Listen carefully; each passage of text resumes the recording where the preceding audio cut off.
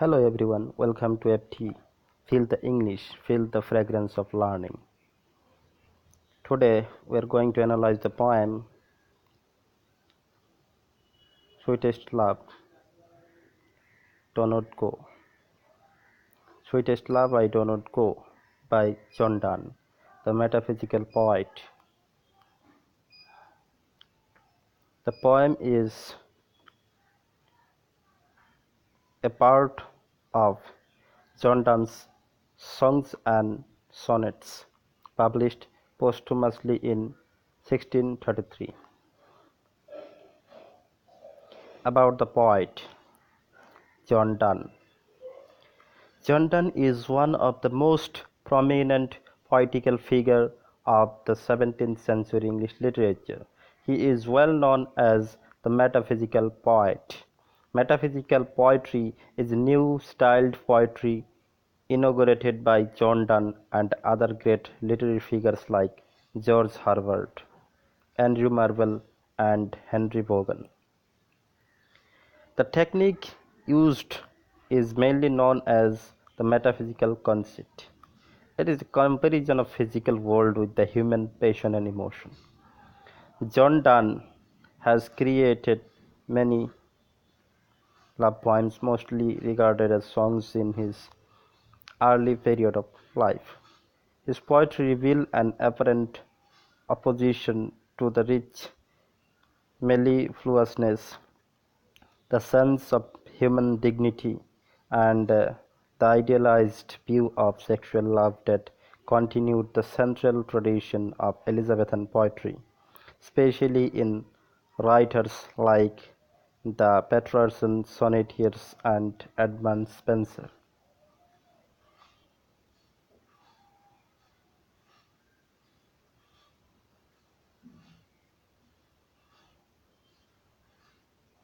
Further, John Donne adopted a diction and meter modeled on colloquial space in his poetry. The most notable feature, however, is the dramatic or rhetorical form of an urgent or heated argument, which is often marked by paradox, puns, realism, irony, and often a cynicism in its treatment of the complexity of human motives. John Donne's later poems are known as divine sonnets or holy sonnets, as these sonnets reveal the poet's religious interaction with God.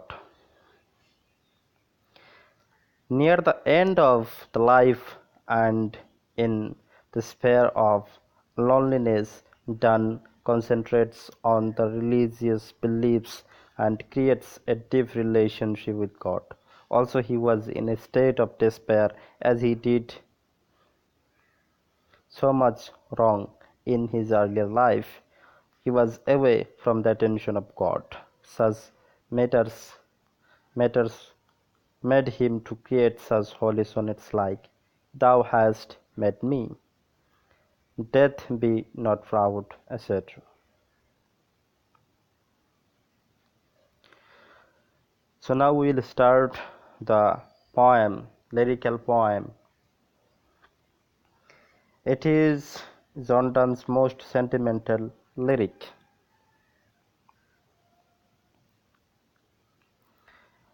It is noted that it is believed that the poem was written in the year 1611 when John Donne was going abroad. He was going to Europe. Then this poem was written, and his beloved wife Annie was so sad and started to cry. To console her, the poet John Donne has written these melodious verses. So we can say the song or the lyrical poem by John Donne, Sweetest Love, I Do Not Go, is the verses, melodious verses, created by John Donne to console her beloved wife Annie. There are total 5 stanzas or 5 quatrains in the poem. Why this type of poems are called metaphysical poems, I will discuss within the poem. So be very attentive, please. The first stanza, sweetest love, I do not go for weariness of thee, nor in hope the world can show a fitter love for me.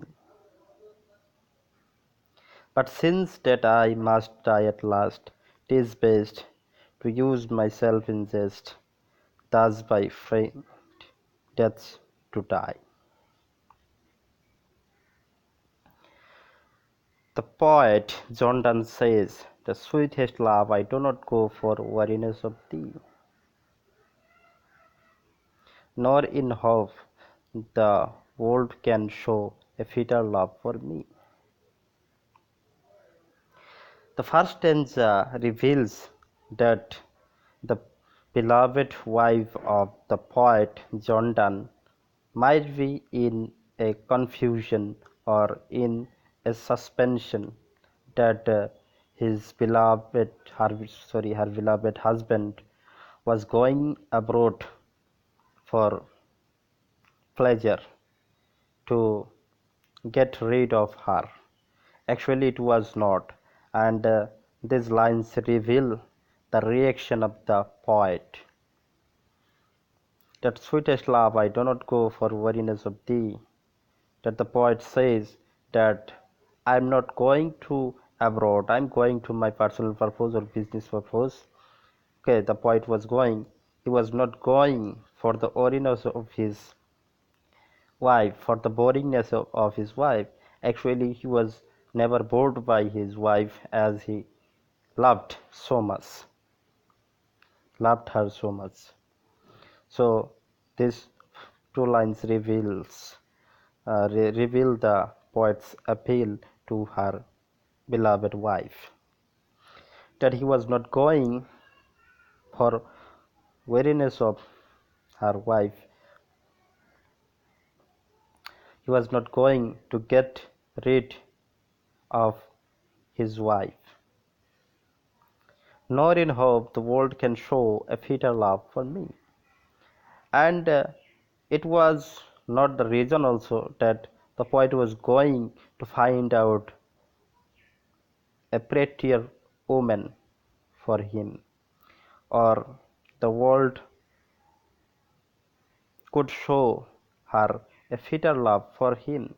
He was not going for that purpose also. But since that I must die at last, 'tis best. But poet says that as the poet must die at last, as every human must die at last, it is the final destination of every human being and every soul in the world. 'Tis best, it will be, it would be best for the poet to use myself in jest, thus by faint deaths to die. So the poet believes that it would be easy to him to make him uh, to enter him into trouble before the death. He was parting from his beloved wife. It was a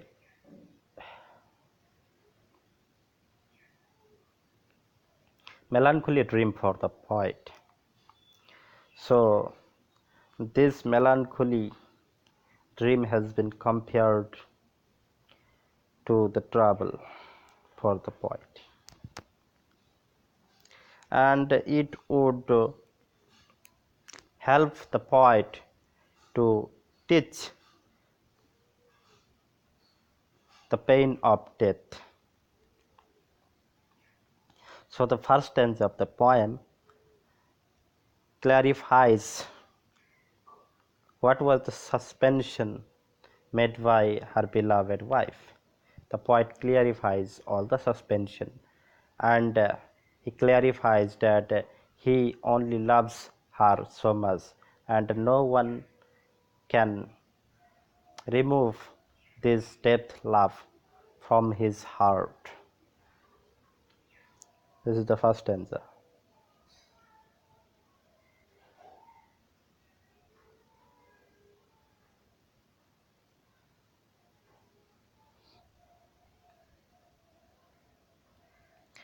The second stanza, what the poet says in the second stanza of the poem: yesternight the sunny went hence, and yet is here today. He had no desire, no sense, nor half so short away. Then fear not me, but believe that I shall make speedier journeys, since I take more wings and spurs than he. So this stanza represents the importance of metaphysical poems. This stanza contains metaphysical conceit, that is the sun. The poet has compared his passion and emotion to the physical world, that is to the sun. What he says: yesternight. Here also the poet tries to console her beloved wife, Annie, or we can say his beloved. Yesternight the sunny went hence, and yet is here today. Yesternight, it is old form. Yesternight. It is yesterday night. The sun was there. Okay, sun was there. The poet says the sun was there, and yet is here today.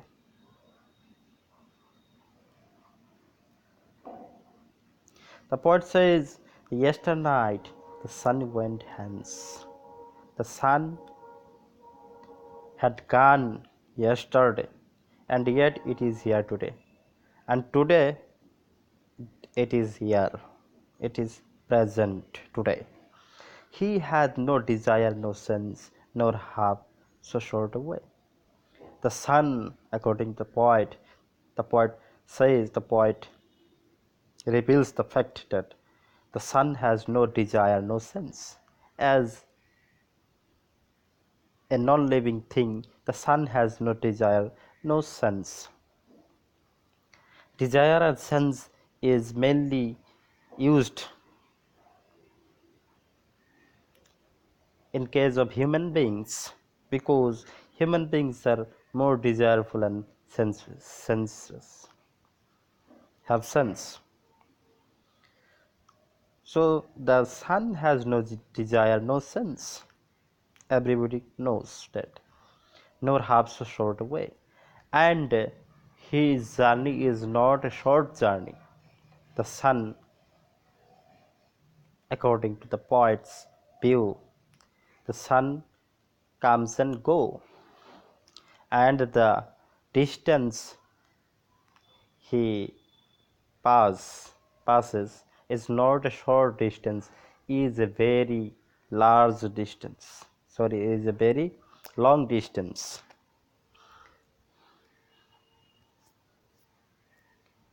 Then fear not me, but believe that I shall make speedier journeys. So the poet says to her beloved that then fear not me, then do not fear for me, but believe that I shall make speedier journeys. But believe that I shall make speedier journeys, because if the sun can go and come within 12 hours, what I cannot return to you more speedier, making more speedier journeys than the sun, as the sun has no desire, no sense, and his way of journey is not a short way. So why I cannot come, or why I cannot make speedier journeys than the sun? The poet has made a comparison to the sun. There is a comparison of the poet's desire, the poet's sense, the poet's emotion to the action of the sun. So this is called metaphysical concept.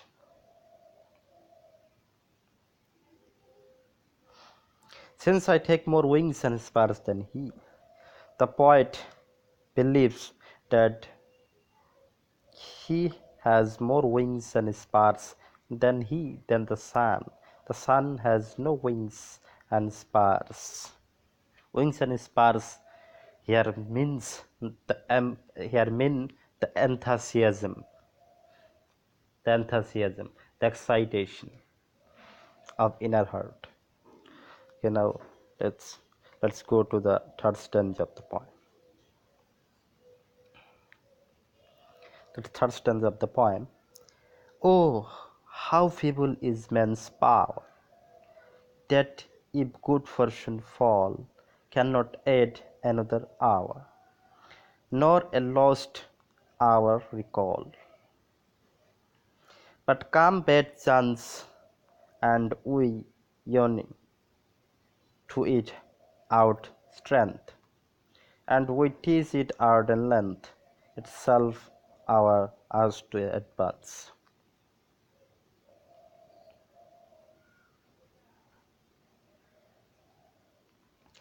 This is the extraordinary style of poem poems by John Donne.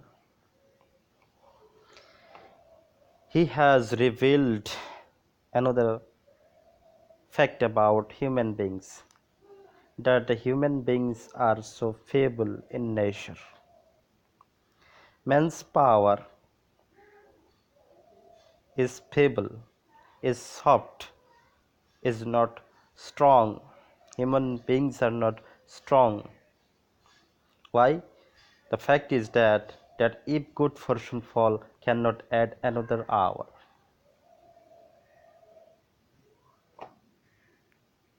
Directing to her beloved, the poet says that men are so feeble because they could not add another hour when there is a good fortune fall down. The man is unable to add an hour to the happy moment of life.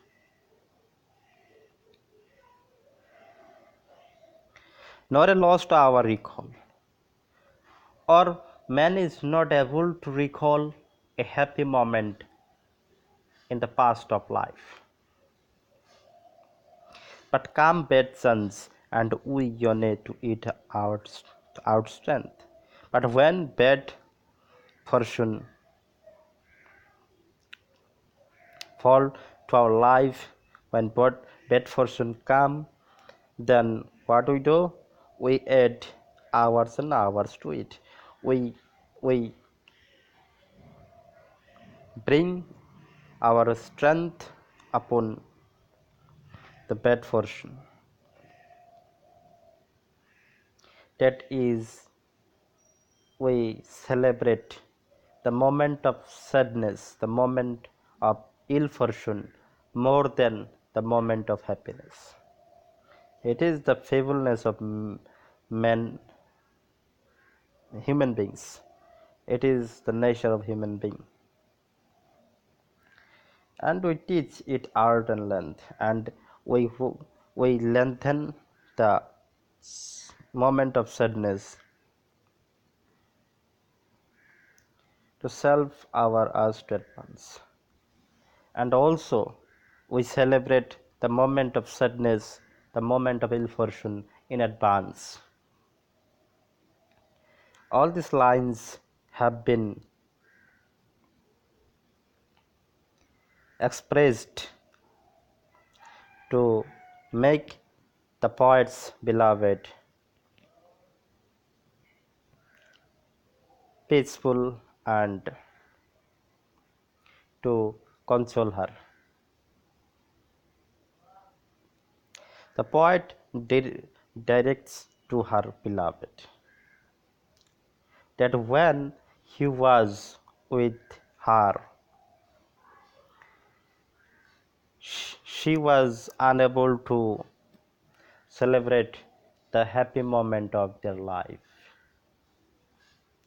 But when the poet is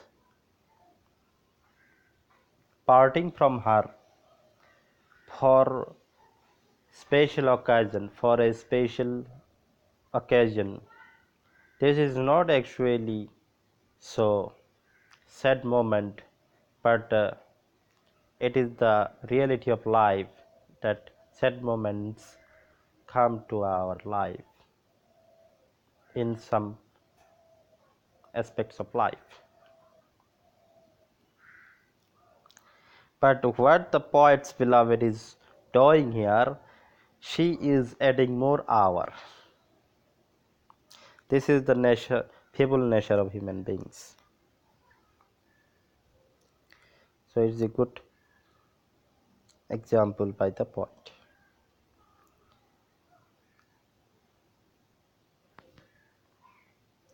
This is maybe fourth stanza of the poem. When thou sighest not went, but sighest my soul away. When thou weepest kindly, my life's blood doth decay. It cannot be that thou lovest me as thou sayest. If in thine my life thou wast, thou art the best of me.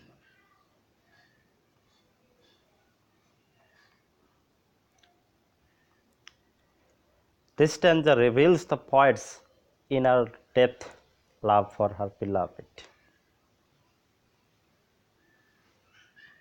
The poet reveals that when her beloved is silent or in a moment of sadness, it is the sadness that brings sadness to the heart of the poet. The poet's soul is away from him when his beloved is not happy at all. When thou weepest unkindly kind, my life's blood doth decay. The poet considers his beloved's weeping as unkindly kind because this weeping makes the poet weak entirely and his life's blood doth decay. It is the pain as the poet's blood decays when he sees tears in the eyes of his beloved.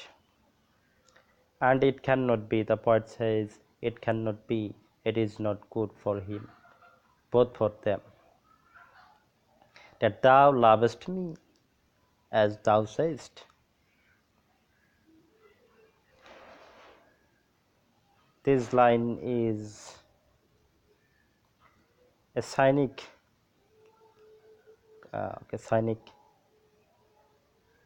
concept the poet has expressed here, that thou lovest me as thou sayest. The poet says that if she loved him so much, or if she loved him most, as she said, why she was doing such things that hurt the poet. If in thine my life thou wast, thou art the best of me.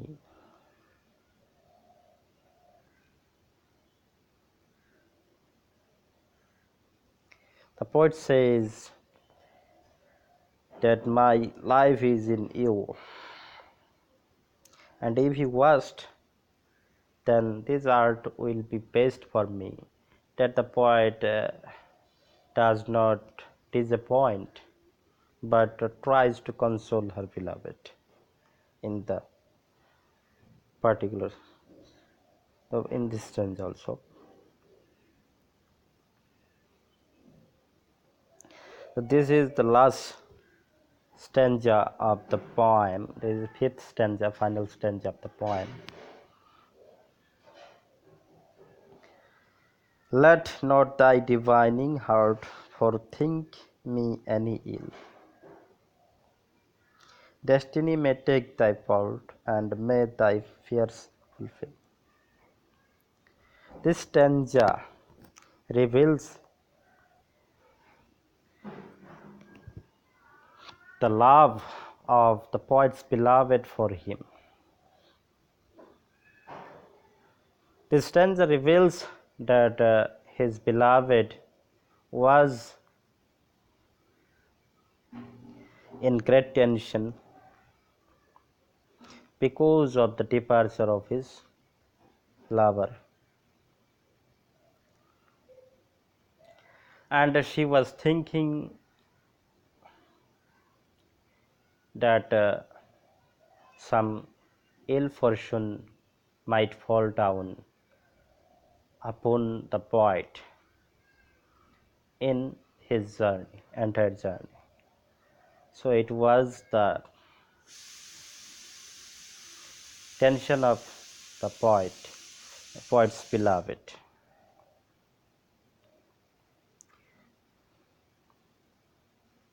The poet says not to think like that, because what she was thinking about that might be true because of the thinking of the beloved. Destiny may take thy part, and may thy fears fulfill. The fears of the beloved might be fulfill because of her fears.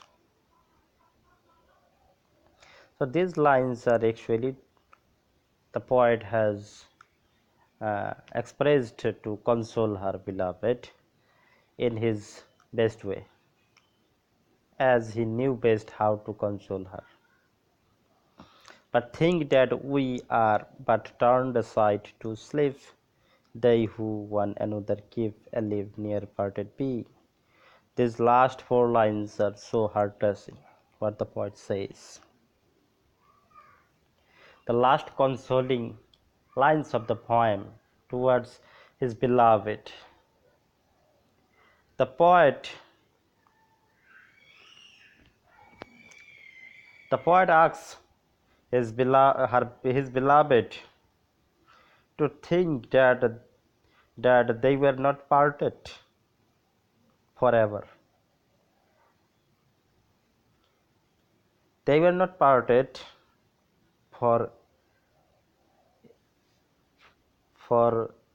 a period of time, but she should think that they turned aside to sleep, they who one another keep alive. The poet advises his beloved to think like that it is the situation they are sleeping on the bed, but keeping aside to sleep, they are turned one another. They turned aside one another. not, they are sleeping together, but they are not able to see the faces of each other, see the face of each other. This is the situation the beloved should think of.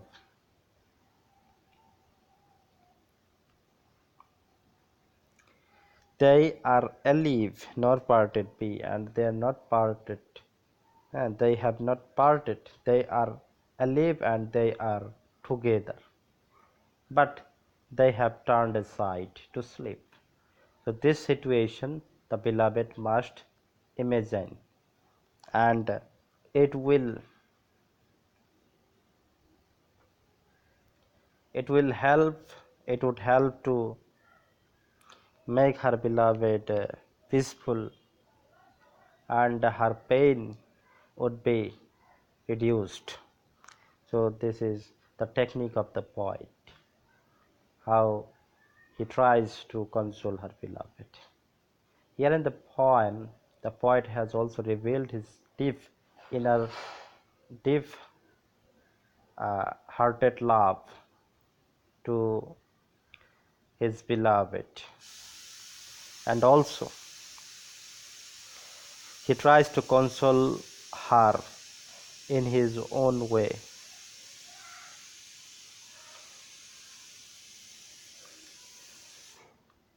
If you want to summarize the poem, we can summarize in this way, that in the poem, in the lyrical poem, or in the lyrics, the most sentimental lyric by John Donne, the metaphysical poet, is considered as the master of the all metaphysical poets in the 17th century English literature.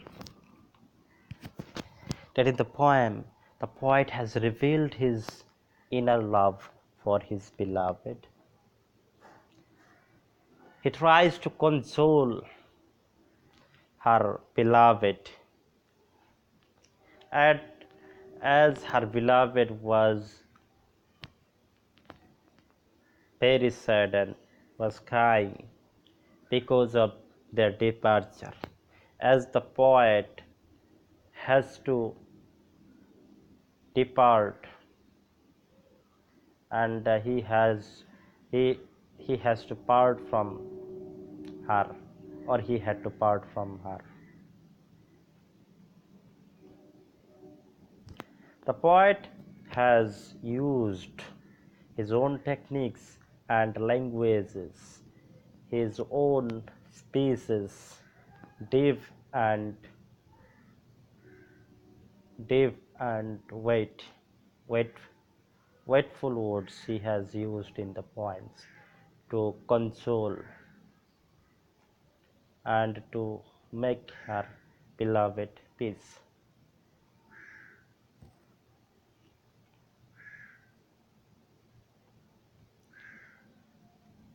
And also he has given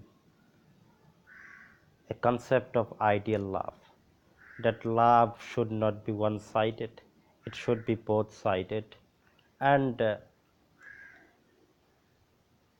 there is a message that the human beings must not be so feeble that when ill fortune comes, they become so weak, and they add more hours to it. They celebrate the hours of sadness, but they are unable to add an hour to the moment of happiness. So this feebleness must be removed from the nature of human beings. Then it would be the world of happy human beings.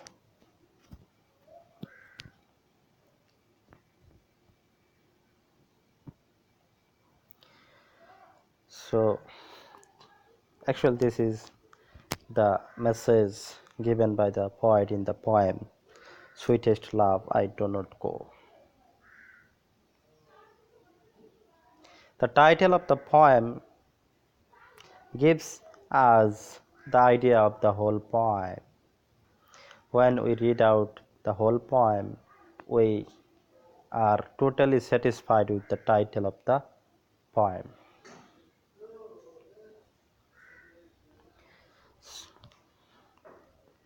So it was the lyrical poem by John Donne. Thank you for watching. Like, comment and share, and please do not forget to subscribe to our channel, because we will do more for you. Poem analysis, the videos of English linguistics and Western mythology, and videos related to English literature and linguistics will be uploaded in this channel. So please subscribe.